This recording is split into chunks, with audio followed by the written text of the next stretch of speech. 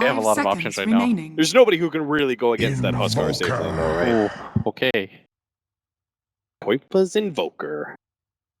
So we are going to have our early push out here in game number 2, Execration versus Escape Gaming. Already YapzOr, under the guise of smoke, has managed to get himself a very aggressive observer ward in the dire jungle. In fights, he's pushing down some of your towers. Do Execration just split push? Do you think they actually can contest with the right Blink Dagger pickups? I don't think you can split push in a game like this, because again, you can simply go for Roshan if you're escaping. Yeah.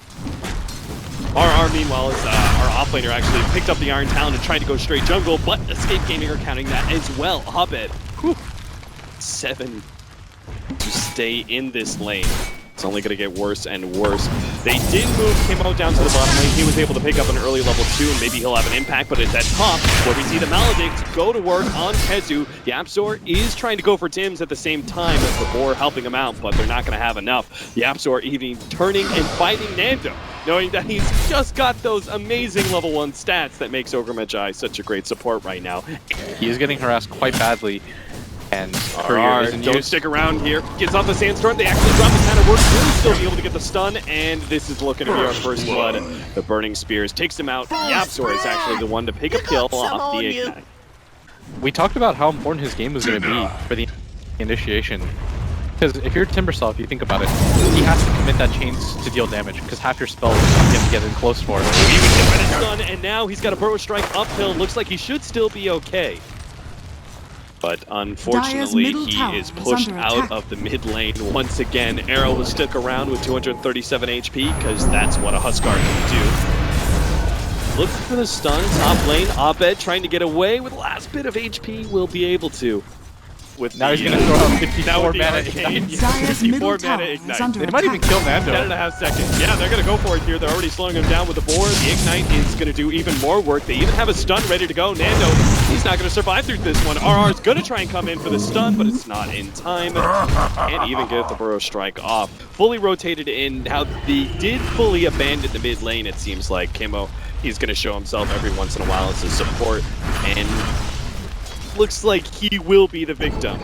Kezu smoke wrapped around Kimo, unable to get off the leap in time. They are going to have the Sunstrike over the top, which means Koipa will take the kill. And he's already got the Hand of Midas, so his levels of farm already just fine. It's only going to get worse from here for Execration. As soon as Escape makes some sort of play on the other side of the map, Koipa immediately backs up the jungle and even plays even more defensively. Playing near the tier 2 and mid. Tims is going to be jumped on here. The Sunstrike going to be off the mark because Kezu unfortunately couldn't get off the Primal Roar in time to line that one up. But still, hit the kill nonetheless and might just be able to get Nando as well. He's trying to make a play, cutting through between the tier 1 and tier 2. Runs into Koipa, managed to get off the stun, but now he's locked in by the Board Spirits. Excellent play by Koipa, trapping Nando. And Cinderace, Beastmaster Aura, as well as the Ignite, and with that last pick Invoker, now have Alacrity damage increase as well as attack speed. And sure enough, 13 minutes in with an Aegis, Escape Gaming will push high ground, and Execration do not have the tools to really get a good initiation to threaten Escape. They haven't even hit that 15-minute marker. The range rack's already down, melee rack's coming up next. Execration still not making the initiation because they just don't see a window. They sell everything for RRB, will pick up the Blink Dagger, gets the jump on the arrow, but it doesn't result in anything. He actually turns, jumps onto Nando, might just be able to finish off with one more swing. Nando can't get away. The Burning Spears are too much for him to handle, and Era, a beast, still has not died. The Shallow Grave saves his life and keeps the Aegis intact. They have smoked up. They're looking for it.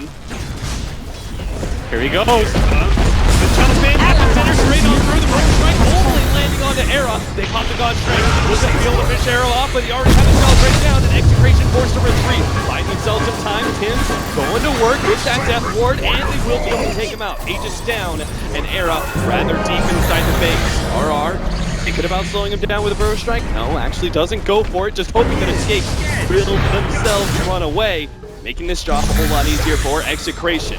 Double stun, Doctor on the way in, but can't finish up the creeps, and Escape will continue to beat on this melee Rax. It's going to be 2 lanes of Rax down before the 20-minute marker, as it seems Execration have run out of steam once again.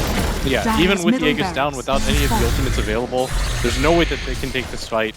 They've got to get this backline if they're going to have any success in this team fight. Once again, Escape are keeping themselves pretty well spread. The epicenter about to go in, blinks in, and they'll look at the jump on a quick follow up there from Ahmed. It's not quite enough damage. RR gets ripped a new one, and so does Ahmed. He makes a long jump in across to the trees, but he burns away, and Koifa will take the last hit. It all just comes down to Nando with the full god strength, but that is it. A total shutout here in game number 2 as Escape Gaming will be your 16-8 here. I thought they played very well in their previous 2 series, but made a few errors in game 1 that just made it impossible for them to win, and in game 2, just think it was a straight outdraft. They did the best with what they could with their lineup, but at the same time, not a whole lot to do once they saw that Huskar.